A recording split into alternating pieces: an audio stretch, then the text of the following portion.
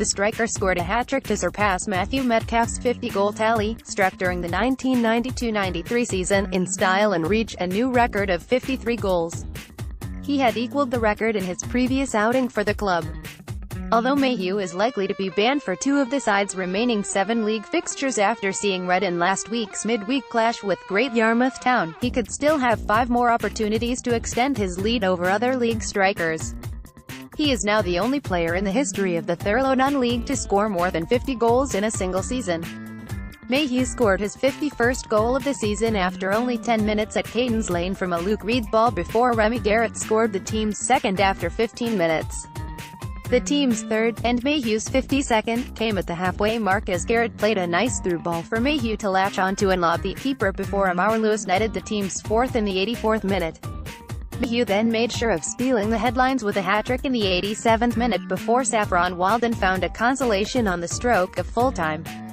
It was a fractious game, with 3 red cards shown, 2 for the home side before Craig Brand was sent off for handling the ball in the box in the 69th minute. While Stowmarket continue to fight at the top end of the Thurlow non-top flight, the battle at the other end of the table has caught fire, with Hadley United and Haverhill Borough locked in a fierce fight over one remaining Premier Division place. The two sides face off this Wednesday at the New Croft, 7:45 p.m., with only 3 points separating them after thrilling Saturday matches gave both sides full points. Both sides' form has improved under the relegation pressure, and the latest win now leaves Borough just 6 points behind FC Clacton with 6 games, and a possible 18 points remaining. Hadley pulled off a gripping 4-3 home win over Walsham Willows to pick up a crucial 3 points as they chase a Borough side who have remained a win or 2 out of reach in the final safe spot in the league for several months.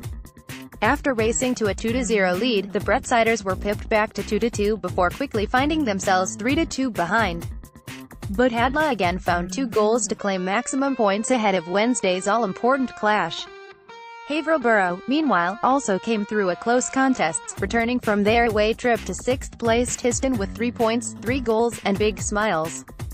Sam Hawley, Cameron Watson and Matt Staines found the net for Borough in the 3-2 win, to stay just ahead of their relegation rivals. New Croft neighbour Haverhill Rovers also claimed 3 points as they beat basement side Wivenhoe Town 2-1 at home. Luke Haynes and Kyle Clark scored in either half to secure a victory.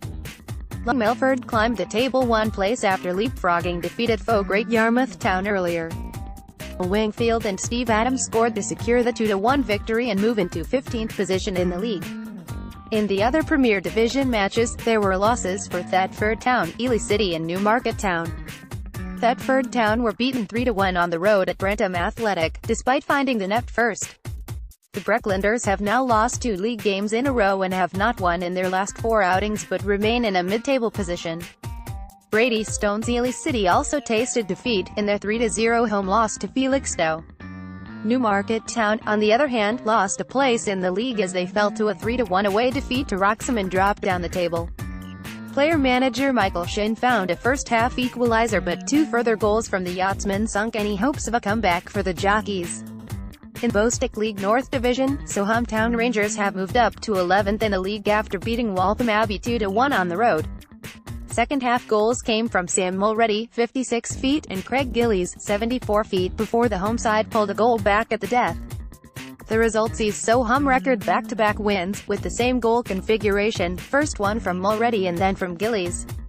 Barry Town also kept up the push to finish as high as possible in the league, with an outside chance of a playoff place, taking a 2-0 win over Brentwood at Ram Meadow.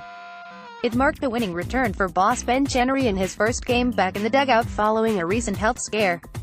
An oily Hughes brace secured 3 points for the North Division side to remain in 10th position with 3 games remaining. Results did not go the way of Mildenhall Town on Saturday as they lost 3-1 away to Bowers. They went a goal down in the 22nd minute before Tom de Benham equalized in the 40th minute to take them in all square at the break. But 2 further goals in the third quarter of the game condemned the 18th-placed team to consecutive league defeats. AFC Sudbury also suffered the pangs of a 3-1 loss, this one at home, as they were beaten by a visiting Ware, which included former AFC player Dave Cowley. New arrival Callum Harrison, on loan from Needham Market, found a goal for Sudbury to take them an equal at the break, but they struggled to compete in the second half as they conceded 2 goals. The result sees them drop a league place to 12th.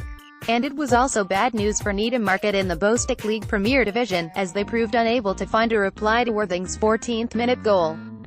The 1-0 away defeat for the Marketmen sees them continue their recent habit of winning one and losing one, following last weekend's impressive 2-0 win over Dorking Wanderers. They also drop a league place, falling to 19th. And in the Thurlow Nunn First Division, Framlingham Town find themselves faltering at the last as they lost back-to-back games for the first time this season, falling to a 2-0 away defeat to Kingsland Town Reserves on Saturday. The defeat marks only their fourth of their league campaign as they lie in third with 7 games remaining. But it was not all bad news for local sides as Bistown beat Norwich United Reserves by a 2-1 scoreline at home. And Benham LC moved up to 7th in the league with their 2-0 home defeat of cornered United.